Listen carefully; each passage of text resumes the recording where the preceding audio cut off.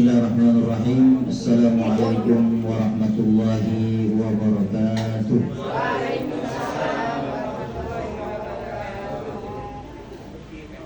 Alhamdulillahi rabbil alamin. Nahmaduhu wa nasta'inuhu wa nastaghfiruh. Wa na'udzu billahi min shururi anfusina wa min sayyiati a'malina. Man yahdihillahu fala mudilla lahu wa man yudlil fala hadiya lahu.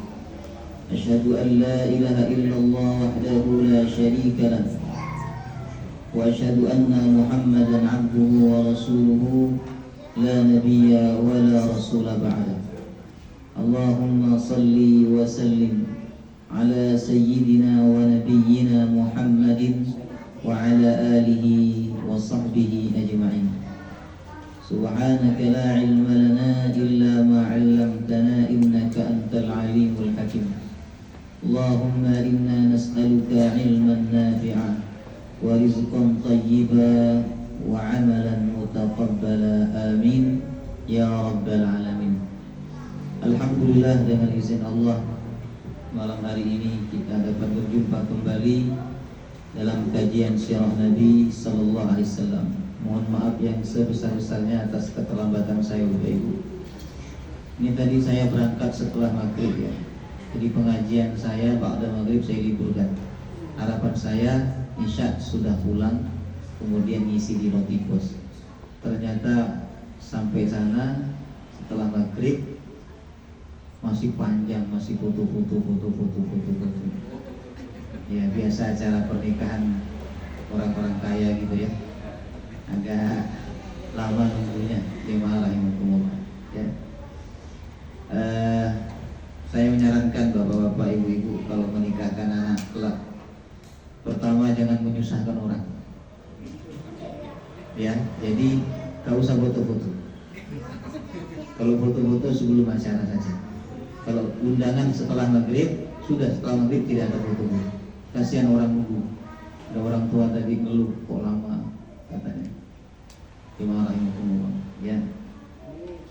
Nah, kalau perlu tidak usah ngasih amplop. Jadi orang berangkat dalam keadaan bahagia, pulang juga dalam keadaan bahagia. Bismillahirrahmanirrahim. Ala kulli hal. Ya.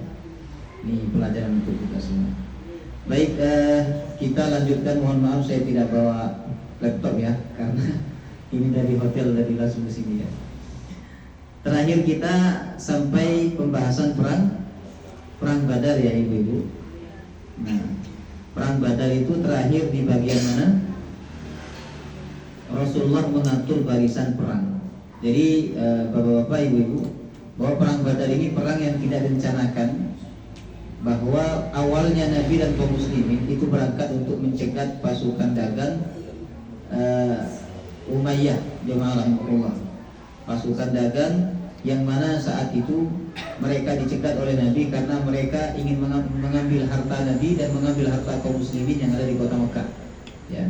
Maka Nabi mengajak kaum muslimin, khususnya orang-orang muhajirin, untuk mengambil dan mencegat harta mereka. Namun ketika dicegat ternyata mereka bisa meloloskan diri dan akhirnya mereka minta bantuan kepada orang Mekah untuk menyerang kaum muslimin, dan pada akhirnya mereka pun menyerang dengan 1000 pasukan. Kemudian Rasulullah SAW berembukan dengan para sahabatnya, wahai sahabatku, kalian berangkat bukan untuk berperang, tapi kalian berangkat untuk mencegat saja. Sedangkan musuh sudah datang untuk menyerang kita. Saya pasrahkan kepada kalian, apakah kalian ingin ikut berperang dengan saya, ataukah kalian ingin pulang ke Madinah? Silakan, pilihan ada pada kalian. Apabila kalian ikut perang dengan saya, kata Nabi, insya Allah Subhanahu Wa Taala akan memberikan kemenangan kepada kita. Tapi apabila kalian ingin pulang ke Madinah, silahkan, karena kalian berangkat bukan untuk perang, tapi hanya untuk mencegat. Semua sahabat saat itu mengatakan, ya Rasulullah, kami ikut perang bersama engkau. Kami tidak mungkin meninggalkan engkau berperang sendiri melawan mereka. Kami adalah pengikut setia engkau. Kemudian jemaah rahimakumullah, berangkatlah mereka. Sampai pada akhirnya ketika tiba di medan perang, Bapak Ibu, yaitu di Badar, Rasulullah SAW sempat mengatur barisan perang. Jadi Jumat subuh, ini pembahasan terakhir kita ya bulan kemarin. Jumat subuh itu Nabi ngatur barisan perang. Jemaah rahimahullah. Ada salah satu sahabat namanya Sawad bin Ghaziyah. Dia keluar dari barisan perang. Jemaah rahimahullah. Keluar dalam pengertian barisannya tidak rapi. Kemudian Nabi memukul perutnya. Dipukul oleh Nabi. Lalu sahabat Sa'ad tidak terima, ya Rasulullah, kau telah menzolimi aku, kau telah memukul perutku, maka aku akan menuntut engkau. Kata Rasulullah, tuntutlah sekarang sebelum kau menuntut nanti di hadapan Allah. Ya Rasulullah, tadi engkau memukul aku ke dalam keadaan perutku terbuka, tidak menggunakan pakaian. Sekarang bukalah pakaian engkau, wahai Rasulullah. Bukalah perut engkau, aku ingin memukul perut engkau sebagaimana engkau memukul perutku. Dibuka oleh Nabi Bapak Ibu. Ya, ternyata ketika dibuka oleh Nabi, sahabat ini bukannya memukul namun memeluk Nabi SAW. Lalu berkata, ya Rasulullah, aku ingin kulit terakhir yang menyentuh dengan kulitku adalah kulit engkau, karena aku tidak tahu setelah ini aku hidup atau aku mati. Semoga Allah memberkahi engkau, kata Nabi SAW. Baik, sekarang kita masuk perang tanding sebelum perang sesungguhnya. Jadi dalam tradisi perang Arab, Bapak Ibu, itu ada namanya perang mubarazah. Sebelum pertempuran besar ada perang tanding, 1 lawan 1, ya kan? Biasanya mereka mengutus 2 atau 3 orang. Dalam Islam, perang tanding ini tidak diperbolehkan. Jadi kalau kita berhadapan dengan musuh, kita tidak boleh mengatakan, tunjukkan, keluarkan 3 orang di antara kalian untuk perang tanding bersama kami. Itu tidak boleh. Ya, jadi ngajak tanding, ngajak perang dengan orang itu tidak boleh. Jemaah rahimakumullah, walaupun orang itu musuh. Tapi kalau musuh yang mengajak, maka umat Islam tidak boleh diam. Umat Islam harus melayani ajakan musuh untuk berperang. Jemaah rahimakumullah. Nah, saat itu Bapak Ibu, tradisi Arab jahiliyah, ya kan? Mereka melakukan perang tanding, sehingga dari pasukan kafir mengutus 3 orang. Setelah 3 orang ini maju, lalu Nabi SAW menyuruh 3 orang Ansor untuk maju menghadapi mereka. Kemudian 3 orang kafir yang diutus untuk perang tanding, ternyata mereka meremehkan 3 orang ini, 3 orang utusan Nabi SAW. Kata mereka, wahai Muhammad, aku tidak rela dan tidak mau berperang dengan orang Ansor, sebab aku tidak ada rasa musuh dengan mereka. Aku ingin lawan yang sebanding dengan aku, dengan kami, kata mereka.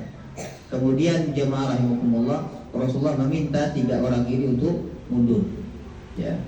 Lalu Rasulullah mengutus orang Ansor. Ada 3 orang Ansor yang diutus oleh Nabi untuk perang tanding. Yang pertama paman Nabi, yaitu Hamzah. Yang kedua Ali, jemaah rahimakumullah. Kemudian yang ketiga Ubaidah. Nah, ini semuanya orang muhajirin, orang Mekah tapi hijrah ke Madinah, diutus oleh Nabi. Silakan kalian maju, wahai Hamzah, wahai Ali, kemudian wahai Ubaidah, Abu Ubaidah, maju mereka.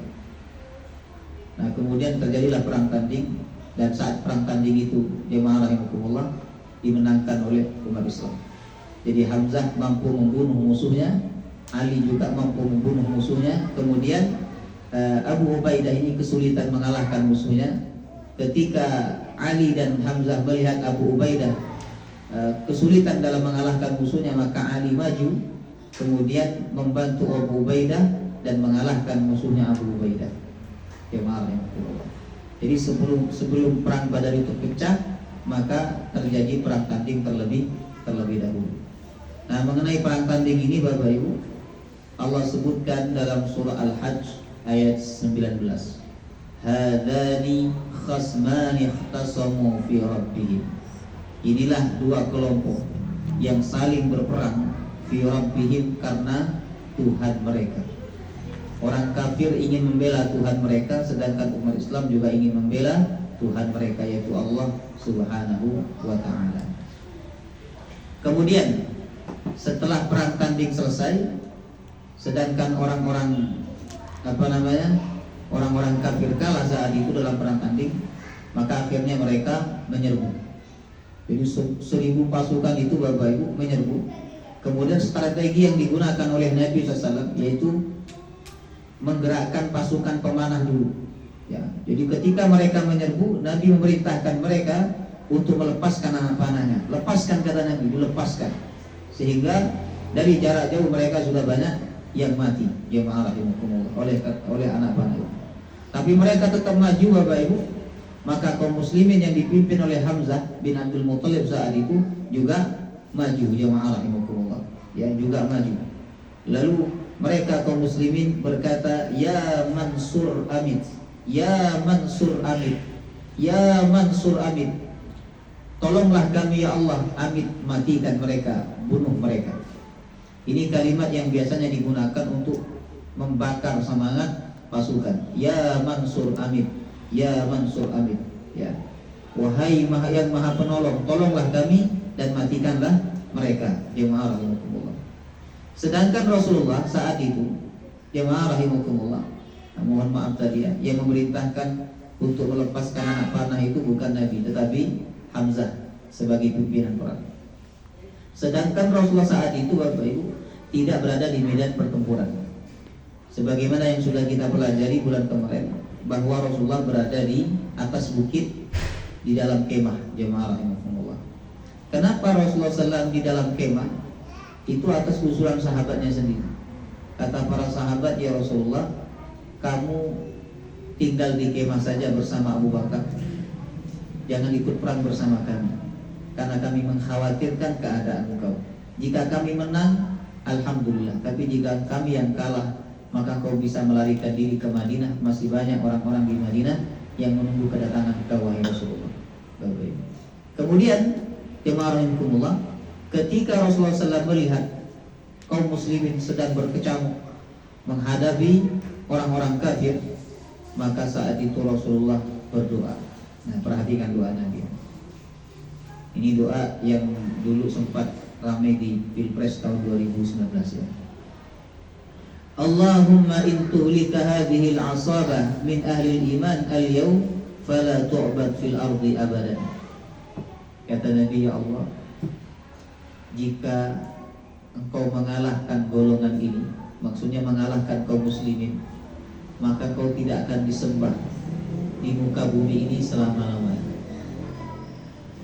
Ya, engkau tidak akan disembah di muka bumi ini selama-lamanya.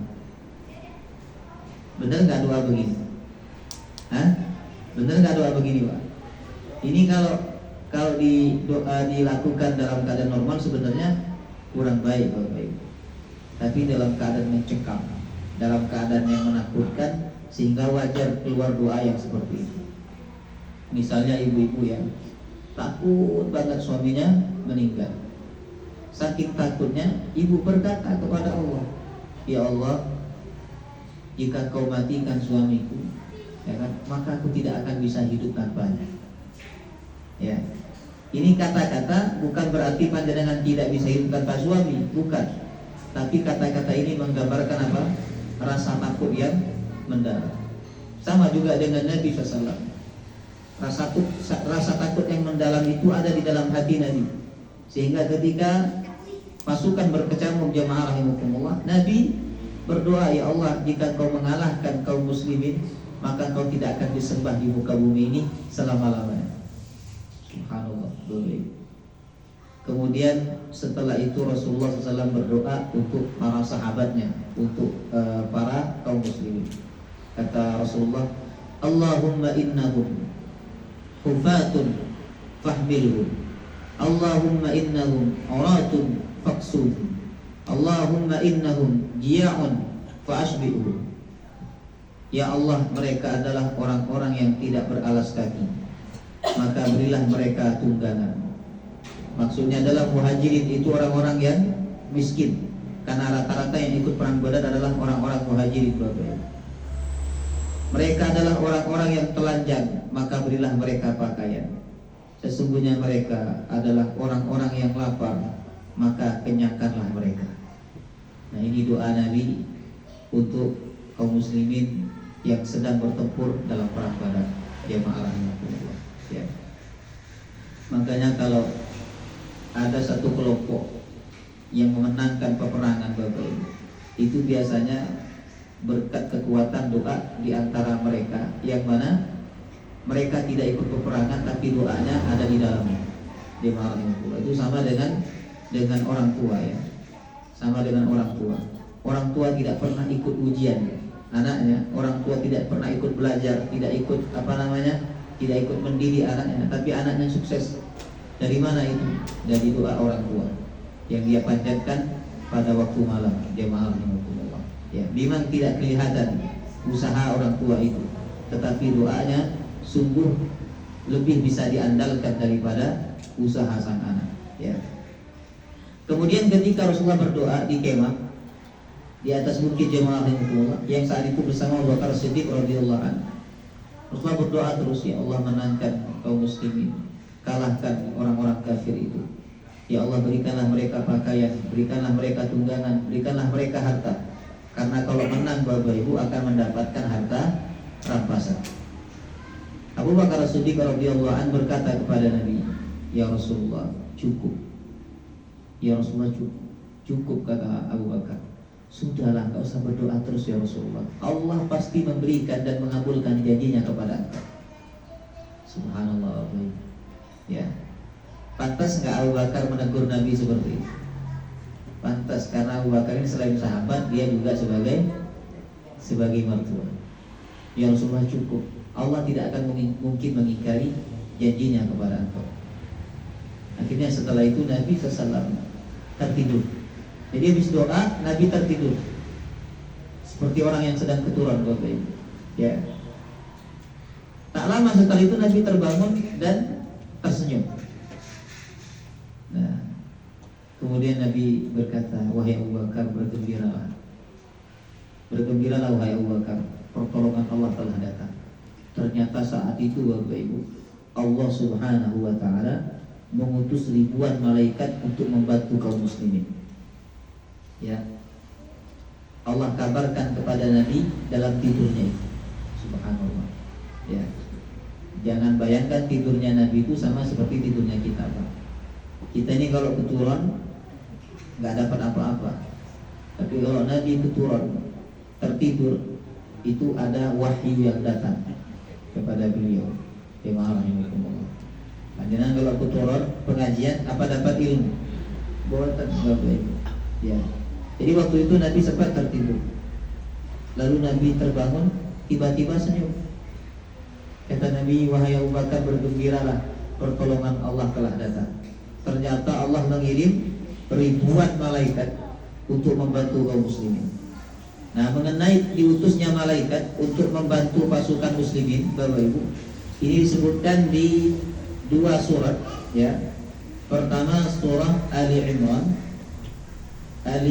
ayat 123 sampai ayat 125.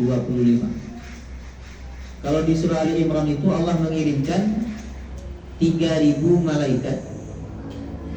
Di ayat 125-nya Allah menambah lagi menjadi 5.000 malaikat. Subhanallah. Sedangkan yang kedua di surah Al-Anfal ayat 9 ya. Al-Anfal ayat 9. Ini disebutkan Allah mengirimkan malaikat untuk menolong pasukan muslimin sebanyak 1.000 malaikat. Baik, kita ambil hitungan yang paling banyak ya di surah Ali Imran ayat 125. Allah mengatakan, hadza yumdidukum rabbukum bi 5,000 minal malaikati musawwimin. Ini Tuhan kalian telah memberikan pertolongan kepada kalian berupa 5.000 malaikat ya, musawwimin, yang sempurna dan mengalahkan orang-orang kafir itu. Subhanallah. Sehingga dalam satu kisah, jemaah rahimakumullah, ada sahabat ingin memenggal kepala orang kafir. Belum nyampe pedangnya, kepala orang kafir itu sudah putus duluan. Bapak Ibu, diputus duluan oleh malaikat. Jemaah rahimakumullah. Ya. Malam harinya disebutkan dalam satu riwayat, malam harinya sebelum besok perang, berarti malam Jumat, itu sahabat mendengar seperti ada suara pedang di langit. Seperti ada suara pedang.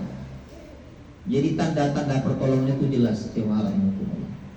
Nah, ketika berkecamuk Allah datangkan 5.000 5.000 malaikat. Bayangkan 5.000. Sebenarnya satu malaikat sudah cukup itu.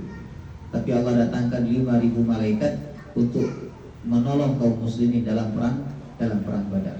Jemaah. Ya.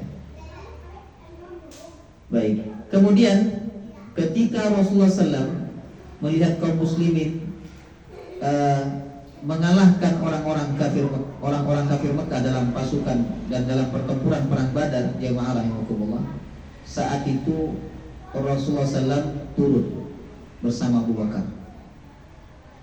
Rasulullah memakai baju perangnya, kemudian meminta Abu Bakar untuk memberikan pedangnya, lalu Nabi SAW turun. Ini dalil ya bahwa Nabi itu enggak hanya berdoa, tapi juga ikut perang. Jemaah rahimakumullah. Ya. Kemudian Nabi SAW turun dari bukit sambil membaca surah Al-Qamar ayat 45.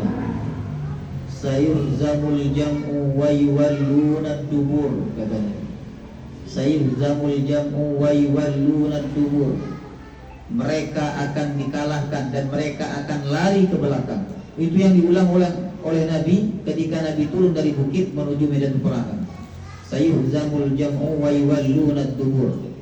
Kemudian Nabi SAW menuju barisan kaum muslimin, Bapak Ibu, dan memberikan semangat kepada mereka untuk berperang. Dan Nabi menjanjikan surga bagi yang mati syahid, surga seluas langit dan bumi. Jemaah rahimakumullah. Kemudian ada sahabat namanya Umair bin Al-Humam Al-Ansari berkata, dia lagi pegang kurma nih, lagi makan. Ya, lagi makan. Kemudian dia berkata, ya Rasulullah, kalau aku mati di perangan itu, di mana tempatku? Kata Rasulullah, di surga. Apakah surga seluas langit dan bumi? Iya, kata Nabi. Kau akan dapat surga seluas langit dan bumi. Langsung kurma yang ada di tangannya, Bapak Ibu, dibuang oleh dia. Dia maju ke medan peperangan. Setelah dia membunuh beberapa orang kafir, dan pada akhirnya dia terbunuh. Jemaah rahimakumullah. Nah, beliau ini termasuk orang yang mati syahid dalam perang Badar. Nanti di belakang hanya ada 14 orang yang mati syahid dalam perang Badar. Jemaah rahimakumullah. Ya. Dan nama mereka dikenal, Bapak Ibu. Sampai sekarang nama mereka itu ada di depan makam pemakaman Badar. Ya, 14 nama itu. Kemudian jemaah rahimakumullah, ya, Nabi SAW masuk ke medan peperangan dan Nabi ikut berperang bersama kaum muslimin. Ya, kata sahabat Ali bin Abi Thalib, aku tidak melihat orang yang lebih semangat perang dan lebih semangat dalam memainkan pedang melebihi Nabi Sallallahu Alaihi Wasallam. Subhanallah. Kemudian Nabi melemparkan debu kepada wajahnya orang-orang kafir, dilemparkan oleh Nabi. Ya. Kemudian Nabi SAW berkata, kenalah. Akhirnya wajah mereka pun tertutup dengan debu Bapak Ibu, sehingga mereka tidak bisa melihat. Jemaah rahimakumullah. Ya. Kemudian Nabi memerintahkan kaum muslimin untuk terus menyerang mereka. Ya. Dan pada akhirnya Rasulullah SAW pun ikut menyerang mereka. Dan pada akhirnya pasukan musuh, jemaah rahimakumullah, itu mundur ke belakang. Sehingga dalam hal ini peperangan dimenangkan oleh kaum muslimin. Ya. Kemudian ada yang menarik Bapak Ibu dari kematian orang kafir Mekah itu yang tercatat dalam sejarah Islam adalah kematian Abu Jahal. Jadi Abu Jahal ini panglima perangnya, tapi mati di perang Badar dan dibunuh oleh seorang anak kecil. Kisahnya ini diceritakan oleh Abdurrahman bin Auf. Beliau seorang muhajirin, hijrah ke Madinah dan termasuk anggota perang Badar. Nah, ketika perang Badar, ya, Abdurrahman bin Auf ini ada di tengah-tengah pasukan. Lalu tiba-tiba ada dua anak, Bapak Ibu, dua anak muda yang masih sangat belia, ya, yang masih sangat belia. Dia datang kepada Abdurrahman bin Auf, jemaah rahimakumullah. Ya. Nama mereka adalah Mu'adz bin Afra dan Mu'adz bin Amr. Siapa namanya? Mu'adz bin Afra dan Mu'adz bin Amr. Nah, dua anak muda yang masih belia ini datang kepada Abdurrahman bin Auf. Lalu dia berkata, wahai Tuan, tahukah Tuan yang mana namanya Abu Jahal itu? Orangnya yang mana? Ini dua anak masih kecil, anggaplah usia 15 tahun. Jemaah rahmatullah, ya kan? Dua ini kakak beradik. Ada yang bilang bukan kakak beradik, tapi ini masih saudara. Namanya sama, Mu'ad bin Amr dan Mu'ad bin Afrah. Jemaah rahmatullah. Mana yang namanya Abu Jahal itu, wahai Tuan?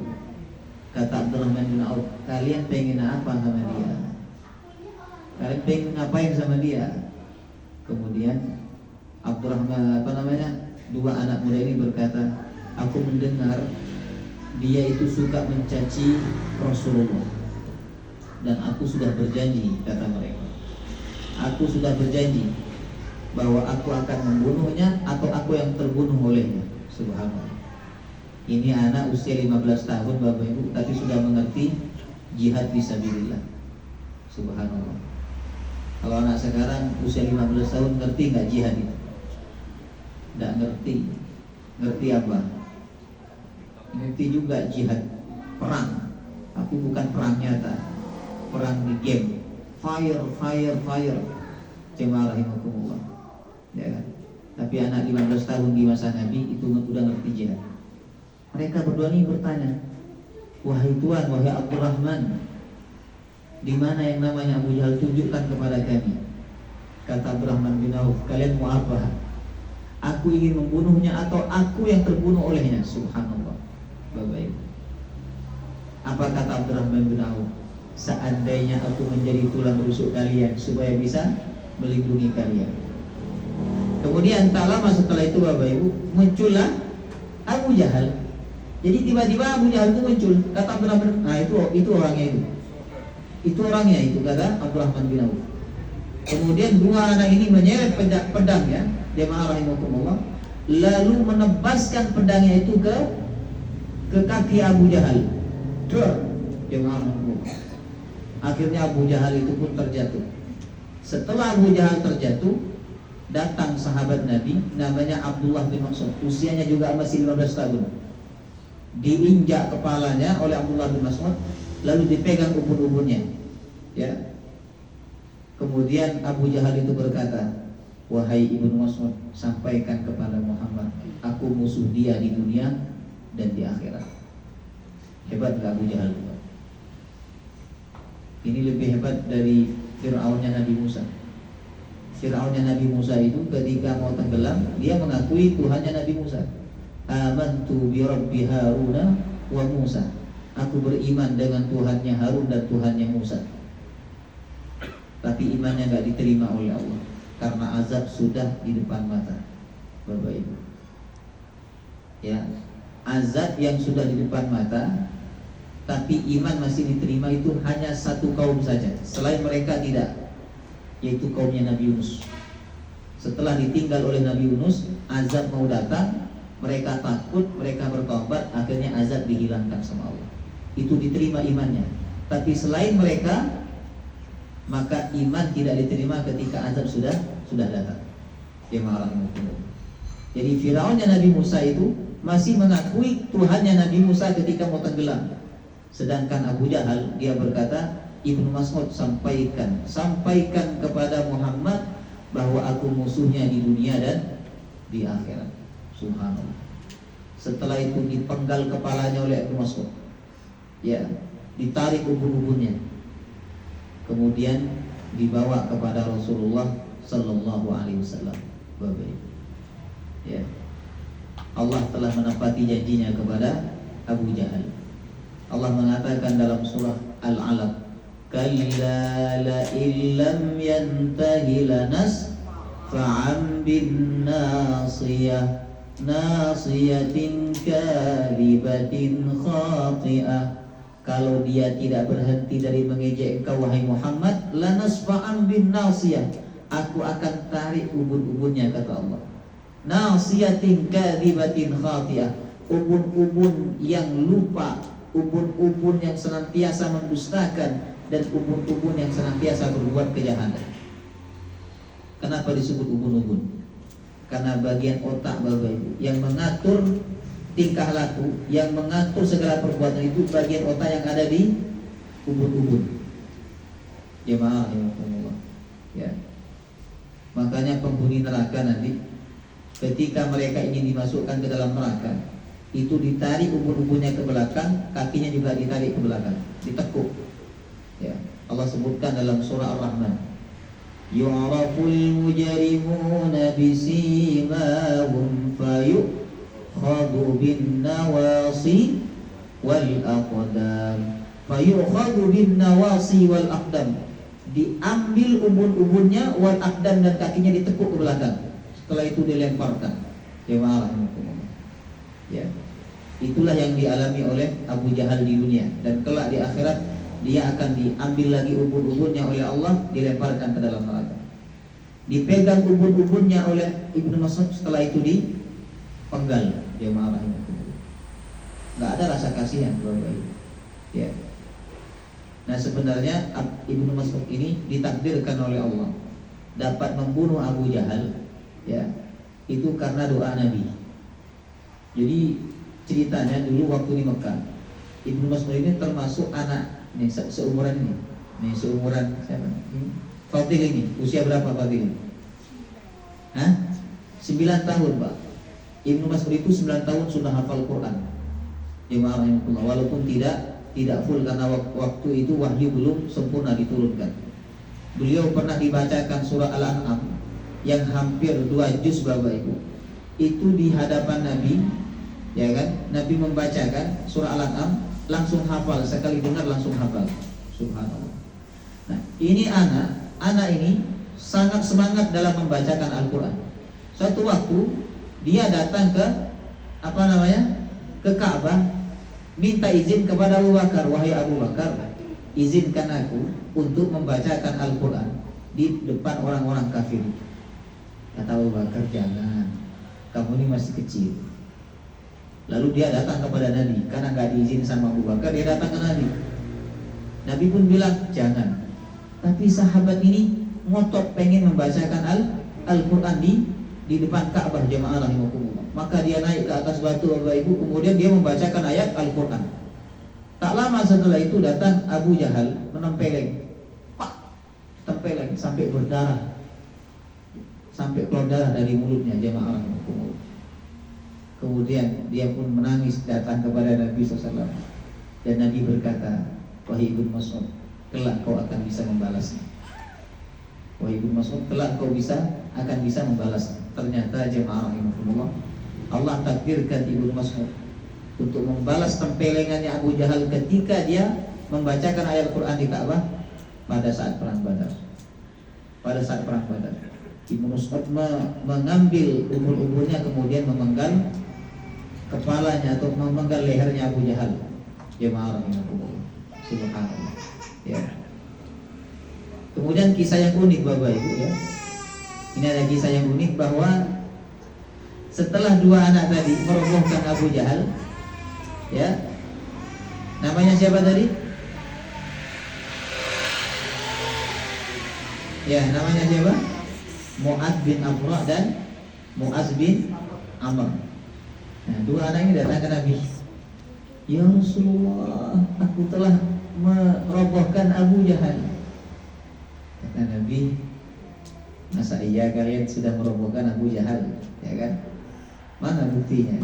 Apakah ada darah di pedang kalian? Ada ya Rasulullah, coba lihat pedang kami ini. Nah, Nabi SAW tersenyum dan Nabi mendoakan 2 anak ini. Tak lama setelah 2 anak ini tiba, ya kan, ngobrol dengan Nabi, tiba-tiba datang Abdullah bin Mas'ud. Ya Rasulullah, betul, mereka yang merobohkan dan aku yang memenggal kepalanya. Kata Abdullah bin Mas'ud. Subhanallah. Jadi Abu Jahal itu betul-betul dihinakan oleh Allah Bapak Ibu dalam perang Badar. Bayangkan ya, dia bukan mati di tangan Hamzah, seorang pemimpin perang, tapi dia mati di tangan anak-anak. Coba Pak, jenengan petinju, tapi ketika bertengkar sama anak kecil, jenengan kalah dan mati, malu gak jenengan? Itu penghinaan Bapak Ibu, ya kan? Lawan anak kecil aja kalah. Begitulah Allah menghinakan orang-orang yang sombong. Jemaah rahimakumullah. Orang yang sombong itu tidak akan mati kecuali Allah akan rendahkan hidupnya serendah-rendahnya. Bapak Ibu. Ya, maka jangan menyombongkan diri ya. Kemudian jemaah rahimakumullah, satu poin lagi ya. Kekalahan kafir Quraisy dalam perang Badar. Subhanallah, Allah memberikan pertolongan yang sempurna pada kaum muslimin dalam perang Badar. Meskipun pasukan kaum muslimin berjumlah sekitar 313 orang, sedangkan orang kafir berjumlah berapa? 1000 orang, Bapak Ibu. Namun kaum muslimin diberikan kemenangan oleh Allah Subhanahu wa ta'ala. Ada 70 orang yang mati dari kalangan orang kafir, dan ada 70 orang yang menjadi tawan dari kalangan mereka. Berarti total berapa itu? 140. 70 mati, tewas dalam peperangan, 70-nya ditawan. Jemaah rahimakumullah. Nah, mengenai tawanan ini Nabi pernah bersabda, seandainya Mut'im bin Adi masih hidup dan dia meminta agar aku membebaskan kalian, aku akan bebaskan kalian. Ada apa dengan Mut'im bin Adi? Mut'im bin Adi ini Bapak Ibu orang yang menjamin keselamatan Nabi dan keamanan Nabi. Ketika Nabi pergi ke Taif, Nabi ditolak dengan cara yang kasar, dilempari batu, dilempari kotoran, ya kan? Kemudian Nabi berkata kepada Zaid bin Sabit, wahai Zaid bin Harisah, saya, wahai Zaid, kita pulang aja ke Mekah. Ya Rasulullah, orang Mekah telah menunggu engkau untuk membunuh engkau. Kata Rasulullah, udahlah, gak apa-apa, pulang. Kita nanti cari orang yang dapat menjamin keamanan kita di Mekah.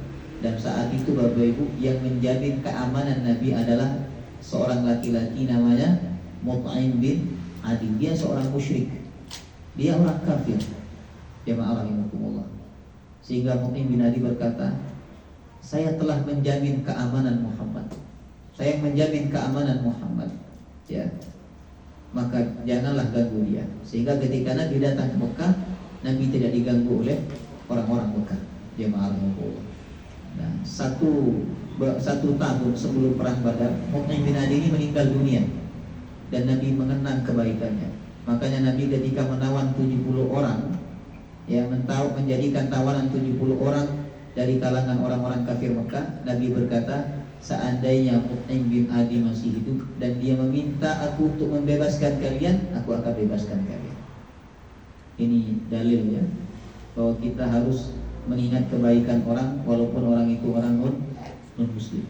Jemaah ya. Sedangkan kaum muslimin Bapak Ibu, kaum muslimin ini yang gugur sebagai syahid itu ada 14 orang. 6 orang muhajirin dan 8 orang ansor. Ya. 6 orang muhajirin dan 8 orang ansor. Jemaah rahimakumullah. Nah, ini nama-namanya Bapak Ibu ya. Harusnya saya tampilkan di slide. Tapi nama-namanya ini sudah tercantum jelas. Jenengan pernah ke makam Badar belum? Hah? Pernah ya? Yang pernah haji atau umroh itu biasanya sama travel diajak ke makam Badar. Itu nama-namanya jelas. Ada Umair bin Abi Waqqas, ada Sofwan bin Wahab, ada Dushimalain bin Abdu Amr, kemudian Mahja bin Saleh, Akil bin Al-Baqir, dan seterusnya. Termasuk tadi yang mati adalah Ubaidah bin Al-Haris. Jemaah rahimakumullah. Ya. Jadi 14 nama itu Bapak Ibu, itu terpampang di depan pemakaman Badar. Dan tidak ada perselisihan di antara ulama tentang 14 nama itu. Karena hanya 14 jadi mudah diingat dan dicatat oleh mereka. Jemaah rahimakumullah. Ya. Ketika itu Rasulullah SAW memakamkan para orang-orang yang mati di perang Badar, ya kan. Setelah dimakamkan, Nabi berbicara dengan mereka. Apakah kalian sudah mendapati apa yang dijanjikan oleh Tuhan kalian kepada kalian? Ini Nabi bicara dengan orang di kuburan, di dalam kuburan maksudnya. Lalu Umar berkata, ya Rasulullah, mereka itu sudah mati dan mereka tidak mungkin mendengar. Apa ya Rasulullah? Mereka itu lebih mendengar daripada kalian. Mereka itu lebih mendengar daripada daripada kalian. Ini dalilnya bahwa orang di dalam kubur itu mendengar ucapan orang yang masih hidup. Makanya kita kan disunahkan kalau lewati kuburan mengucapin apa? Salam. Itu dalil bahwa mereka mendengar dan mereka menjawab di sana, Bapak Ibu. Ya kan? Cuman jangan berlebih-lebihan. Ada sebagian orang itu mau menikahkan anaknya harus datang ke makam suaminya, Pak, mohon anaknya diridhoi. Anaknya mau menikah itu tidak perlu, Bapak. Ya, yang bisa bicara dengan orang di dalam kubur ini hanya Nabi SAW. Adapun selain Nabi dan Rasul, maka tidak dapat berbicara dengan orang yang berada di dalam kubur. Ya. Baik. Wallahu taala alam. Masih kurang satu pertemuan lagi lah, 2 kali lah Bapak Ibu untuk menyelesaikan perang Badar ini ya. Ini masih ada perselisihan dalam harta rampasan perang. Jadi setelah selesai perang, harta rampasan melimpah, kuda, unta, emas, pakaian, makanan melimpah, jemaah rahimakumullah. Ya, sehingga saat itu sahabat sempat berselisih. Kata mereka, kami yang dapat bagian paling banyak karena kami ini pasukan inti. Kata yang satunya, kami yang paling banyak karena kami yang menjaga Nabi. Kata yang satunya, kami yang paling banyak karena kami ini adalah orang muhajirin, dan seterusnya.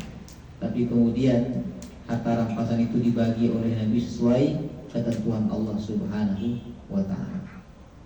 Jadi kalau ada orang sekarang berebut harta itu dimaklumi ya. Karena di zaman Nabi pun masih ada Nabi, mereka melihat akhlak Nabi, mereka juga berselisih tentang masalah harta. Makanya Nabi mengatakan fitnah umat ini yang paling berat adalah harta. Wallahu ta'ala a'lam. Baik, kita buka tanya jawab ya. Pertanyaannya umum, Bapak Ibu silakan.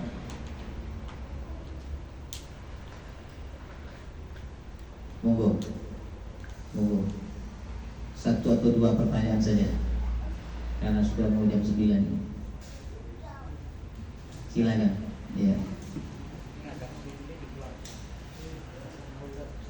Batasan aurat.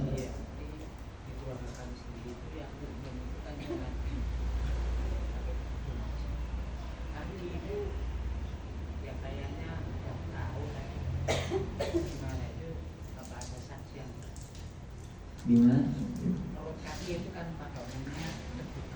Oh, enggak bisa. Jadi kalau sakit tetap wajib menutup aurat, ya, kecuali kepada mahram. Saat keluar maksudnya, kan umumnya biasanya kesulitan. Itu apa sama sanksinya buka rambut atau apa? Ya umumnya kan cuma pakai kerudung aja, tapi buka kaki kan sepertinya. Pertanyaannya batasan aurat. Kalau perempuan dalam mazhab Syafi'i semua anggota badannya aurat, kecuali di dalam sholat itu wajah dan telapak tangan. Tapi di luar sholat semuanya aurat. Makanya dalam mazhab Syafi'i perempuan wajib pakai cadar. Wajib pakai cadar, Pak, dalam mazhab Syafi'i. Ibu-ibu mazhabnya apa? Ya Bu, jangan mazhabnya no Bu. Misal kalau pakai mazhab Syafi'i Ustaz, saya nggak pakai cadar. Ambil mazhab lain, mazhab Hanafi. Mazhab Hanafi itu ringan ya. Wajah, kedua telapak tangan dan kedua telapak kaki dalam mazhab Hanafi itu bukan aurat. Jadi kalau ibu-ibu nggak pakai kaos kaki, betul-betul asalkan celananya atau roknya tidak berada di atas mata kaki. Karena mata kaki ke atas itu sudah bagian aurat. Kemudian kalau tangan itu sampai lengan ya. Jadi pergelangan tangan ini ke atas aurat. Kalau panjenengan ngangkat pergelangan tangan panjenengan, ya bajunya diangkat, maka itu termasuk aurat di depan laki-laki yang bukan mahram ya. Paham ya? Nah, kalau di depan mahram itu selain suami ya, ibu-ibu, di depan bapak, di depan mas, di depan paman, itu di depan paman itu boleh terbuka area yang biasa terbuka.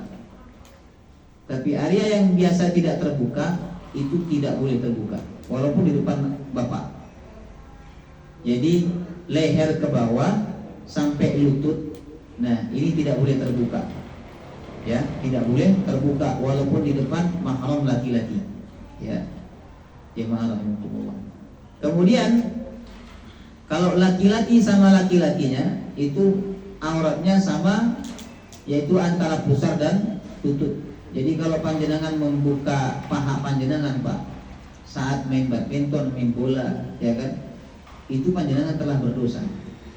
Walaupun sama laki-laki, tetap itu termasuk aurat yang wajib ditutup. Sebab Nabi SAW mengatakan kepada sahabatnya ketika Nabi melihat dia membuka pahanya, Nabi berkata, tutuplah pahamu karena pahamu itu termasuk aurat. Ya, maaf ya. Allah Ta'ala.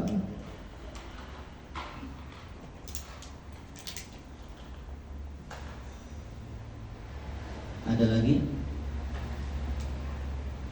Siapa lagi? Ibu-ibu? Satu saja pertanyaan.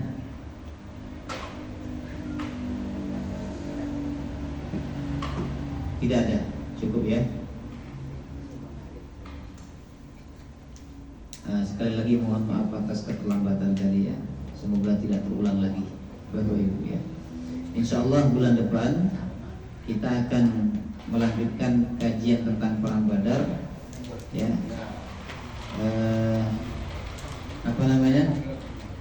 Tentang kunci kemenangan kaum muslimin dalam perang Badar, Bapak Ibu.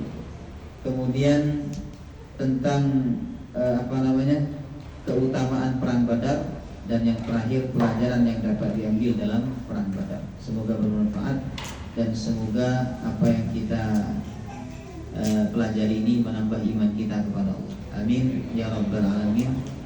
Mari sama-sama kita tutup dengan kafaratul majlis. Subhanakallahumma wa bihamdika asyhadu an la ilaha illa anta astaghfiruka wa atubu ilaik.